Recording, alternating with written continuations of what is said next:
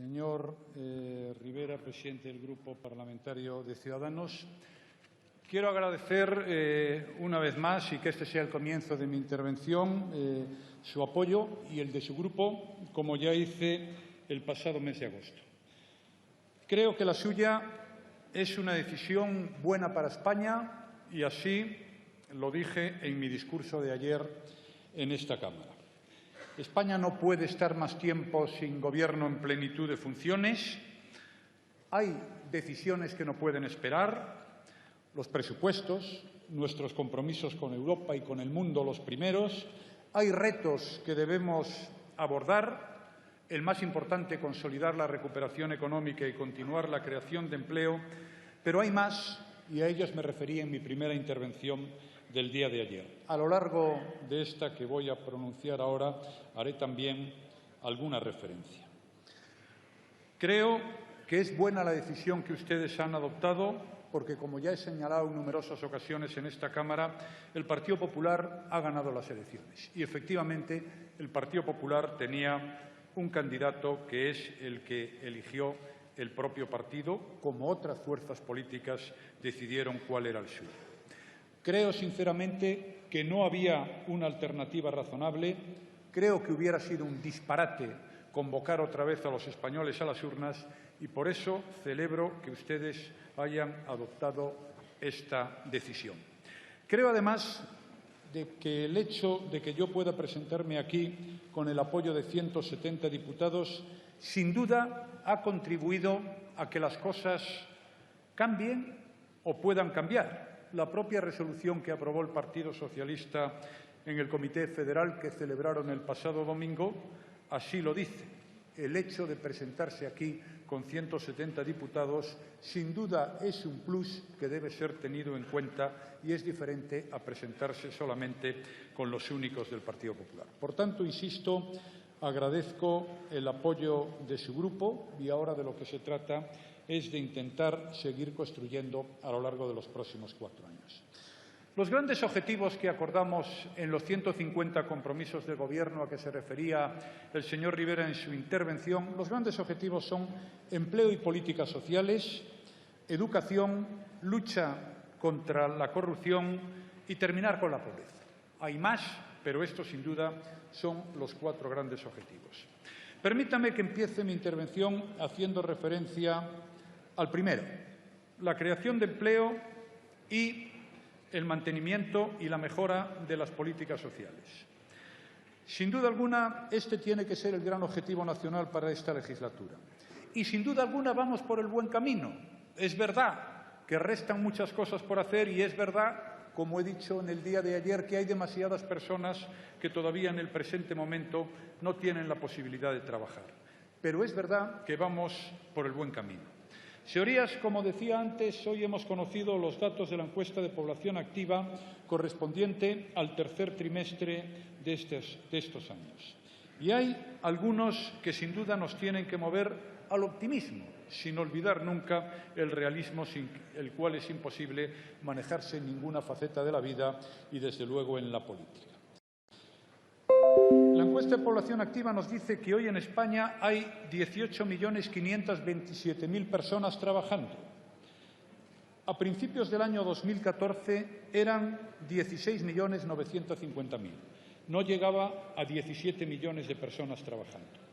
La misma encuesta de población activa nos dice que en el primer trimestre del año 2013 6.200.000 fue el momento peor para el empleo en España. Personas estaban en el paro. Hoy son casi 2 millones de personas menos. Sin duda alguna, tenemos que perseverar en el camino que hemos iniciado, pero sin duda alguna no nos hemos equivocado de camino. Aumentan los contratos indefinidos, más de 200.000 en el último año. Sin duda todavía hay muchos contratos temporales, pero vamos caminando en la buena dirección. Y también hay algunos datos que son relevantes, como que el número de hogares con todos sus miembros activos en paro está mejorando y que la tasa de paro ya se ha reducido por debajo del 19%. Sin duda alguna, como les decía, señorías, todavía tenemos muchas cosas por hacer, pero el empleo sigue siendo la gran prioridad para los próximos 4 años. Porque el empleo, además, es quien mantiene el sistema de protección social en nuestro país. Son las personas que trabajan, las que cotizan a la Seguridad Social, las que consumen, las que pagan sus impuestos, los que mantienen los grandes servicios públicos esenciales. Estamos hablando del 63% del gasto público total español. Estamos hablando de 14 millones que día a día, mes a mes, reciben prestaciones de las administraciones públicas. Estamos hablando de un presupuesto que en educación y sanidad significa el 25% del gasto total español. Y esto lo financiamos todos los españoles. Y esto, si queremos financiarlo, no requiere solo, que también es importante, de buenos deseos y de buena voluntad, sino de políticas económicas que sirvan y que sean útiles para generar crecimiento y empleo. Por fortuna, los programas electorales de Ciudadanos y del Partido Popular coinciden en buena parte de la política económica que debemos llevar a cabo a lo largo de los próximos años.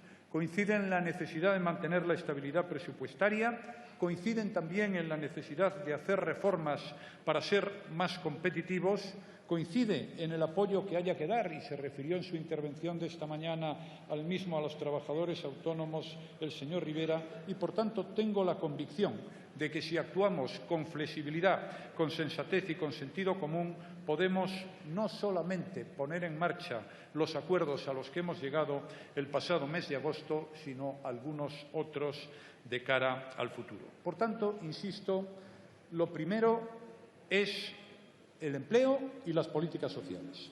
En segundo lugar, la educación. Es uno de los temas más importantes y lo que más nos ha preocupado y ocupado cuando firmamos los compromisos de gobierno. La educación está a la base del futuro de un país. La educación hace a la gente más libre, hace a la gente mejor y es, sin duda alguna, uno de los objetivos que debemos mejorar a lo largo de los próximos años. En la intervención que pronuncié en el día de ayer en esta Cámara, uno de los asuntos en los que puse más énfasis era el del Pacto por la Educación. Creo que podemos hacer un acuerdo por la educación si actuamos todos sin prejuicios de ninguna suerte y si nos fijamos solamente en los objetivos de calidad, de eficacia y de libertad. Estos son, sin duda alguna, los 3 grandes objetivos que deben guiarnos en el futuro. Esta mañana, en contestación a la intervención del señor Hernando, y para demostrar la voluntad que tenía el Partido Popular de llegar a un entendimiento en esta manera, me he mostrado favorable a suspender algunas de las normas que se recogen en la LOMCE. Insisto, a suspender. No creo que tengamos que hablar aquí de derogar. Ya veremos qué es lo que acordamos, pero desde luego el Partido Popular será flexible porque este tiene que ser uno de los grandes objetivos de esta legislatura, porque no podemos estar de manera continuada cambiando nuestro sistema educativo.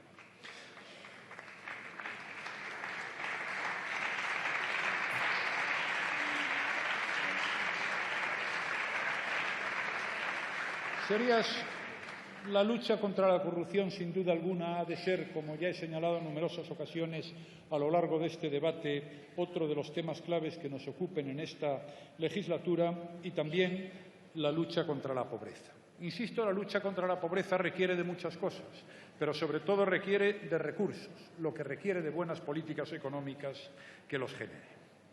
Y paso ahora a hacer referencia a esa nueva etapa política a la que se refería en su intervención el señor Rivera. El acuerdo que hemos firmado, 150 medidas, atienden al grueso de las preocupaciones de los españoles. Aquí está lo importante, aquí está lo que una gran mayoría de españoles, en el supuesto de haber podido participar en ese acuerdo, pediría que se hubieran introducido. Pero me gustaría hacer 2 comentarios. El primero es que en el acuerdo que han firmado Ciudadanos y el Partido Popular no está todo aquello que afecta a la actuación de las administraciones públicas, en concreto del Gobierno de España. Hay más cosas. Y el segundo comentario es que Ciudadanos y el Partido Popular suman, junto a Concoalición Canaria y los grupos con los que hemos hecho acuerdos preelectorales, 170 escaños, pero no suman la mayoría. Y, por tanto, sin apoyos no podríamos aplicar el grueso de estos acuerdos políticos. Por eso aprovecho para reiterar lo que dije en el día de ayer. Sin duda estamos en una nueva etapa política. Yo creo que va a ser difícil, señor Rivera, y no debemos llevarnos a engaño. No va a ser fácil, va a ser difícil, pero para eso estamos nosotros. Y para eso estoy yo, que coincido con usted que si soy elegido presidente del Gobierno en esta sesión, soy el máximo responsable de lo que pueda ocurrir y de que las cosas vayan bien. Tenemos que hablar, tenemos que dialogar y tenemos que acordar. Las palabras gobernabilidad, responsabilidad y compromiso y sus sinónimos van a ser muy importantes en esta legislatura. Habrá cosas que se puedan hacer, otras no, unas de una manera y otras de otra manera diferente. Pero quiero decir ante esta Cámara, y considero que es mi obligación hacerlo, que hay algunas cosas a las que no podemos renunciar de ninguna manera. La primera, aprobar un presupuesto, como se ha hecho siempre y como se hace en todos los países de nuestro entorno. La segunda, a cumplir nuestros compromisos con la Unión Europea. Primero, porque son los nuestros y segundo, porque son buenos para España. En tercer lugar, intentar y proporcionar un mínimo, al menos, grado de estabilidad al Gobierno de España. Y quisiera referirme a otros dos asuntos que para mí son los más importantes de cara al futuro. El primero, a no liquidar todas las reformas que se han puesto en marcha en la última legislatura. Sería un error el que actuáramos de esa suerte. Y, en segundo lugar, no podemos gastar lo que no tenemos. Quisiera hacer un comentario sobre estos dos asuntos. Las previsiones económicas para España para el próximo año 2017 son unas previsiones razonables. España este año va a crecer en el año 2016 del 3%. El Banco de España habla de un 3,2%, el Fondo Monetario de un 3,1%. Vamos a crecer, por tanto, este año el doble que los países de la Unión Europea, 2,5 veces más que Francia y casi 4 veces más que Italia, que va a crecer el 0,8%. Para el año 2017 las previsiones son de que España vuelva a crecer por encima del 2%, 2,3% la previsión del Gobierno, 2,2% el Fondo Monetario Internacional. Vamos a crecer mucho más que el resto de los países de la zona euro. La Unión Económica y Monetaria el 1,5%, Alemania el 1,4%, Francia el 1,3%, Italia el 0,9% y Portugal el 1,1%. Sin embargo, y esto es importante que lo tengamos todos en cuenta, señorías, el riesgo de la parálisis institucional, sin duda alguna, es un riesgo que puede afectar a estas previsiones económicas y, por tanto, al crecimiento y a la creación de empleo. Las agencias de rating han advertido, la última el pasado mes de septiembre, que los costes económicos y fiscales derivados del actual vacío de liderazgo están aumentando y esperamos tanto un debilitamiento del crecimiento económico como un peor comportamiento fiscal según se aproxime 2017. Eso si no hay Gobierno y eso si el Gobierno no está en condiciones de gobernar. Y, de hecho, ya hay algunas señales que se pueden superar, pero que deben preocuparnos, como el índice PMI manufacturero, el indicador del sentimiento económico o la situación del crédito. Por tanto, señorías, es mi obligación advertir en esta Cámara que revertir las políticas económicas y las reformas que se han puesto en marcha en la última legislatura no es bueno para España. Y cuando hablo de revertir, no quiero referirme a que no se puedan hacer cambios sensatos, razonables y que puedan ser útiles para ese gran objetivo que es el crecimiento económico y la creación de empleo. Pero si empezamos a derogar leyes que esta misma Cámara ha aprobado por la única razón que han sido aprobadas por otros, a pesar de que hayan sido útiles para nuestro país, sin duda alguna creo que le vamos a hacer un flaco favor a España.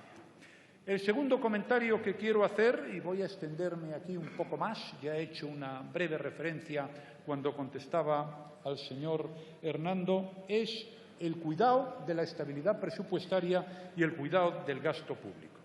Señorías, hay algunos datos que es bueno que todos tengamos en la cabeza.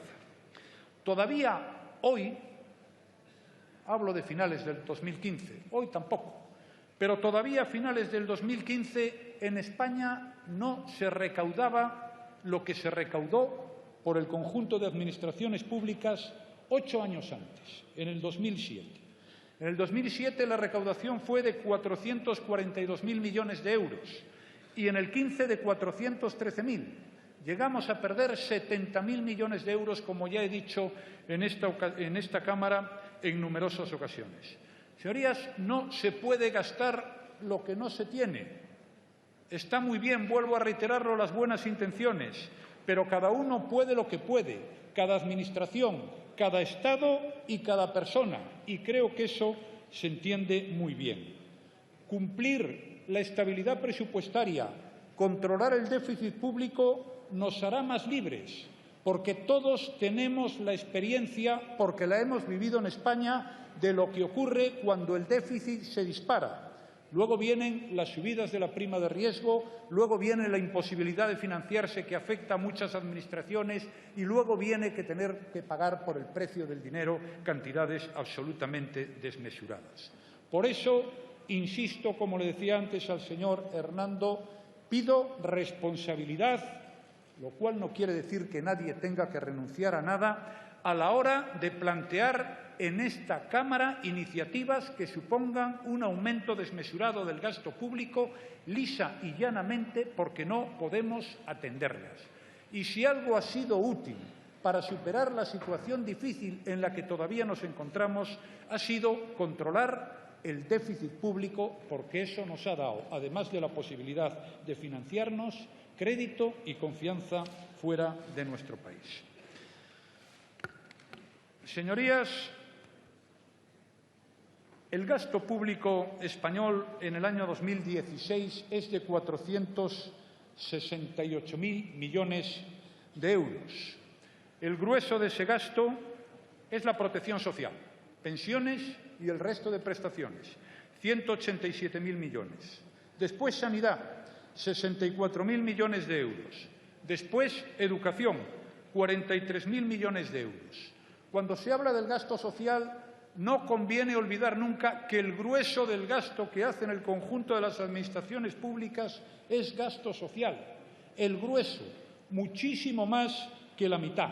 Y que para mantener este gasto social conviene, primero, no gastar lo que no se tiene, segundo, hacer políticas económicas razonables, tercero, plantear y aprobar reformas estructurales y cuarto, con perdón, no creer en pájaros de colores. Señoras y señores diputados, como dije en el día de ayer y he reiterado esta mañana, habrá mucho que acordar, habrá mucho que hablar, habrá mucho que pactar, pero hay algunas cosas con las que no conviene jugar y conviene tomárselas en serio. Ya sé que es mi obligación persuadirles y convencerles a todos ustedes de que esto es así y tengan la total y absoluta certeza de que lo voy a intentar. Muchas gracias por su colaboración, señor Rivera, y por su apoyo. Gracias.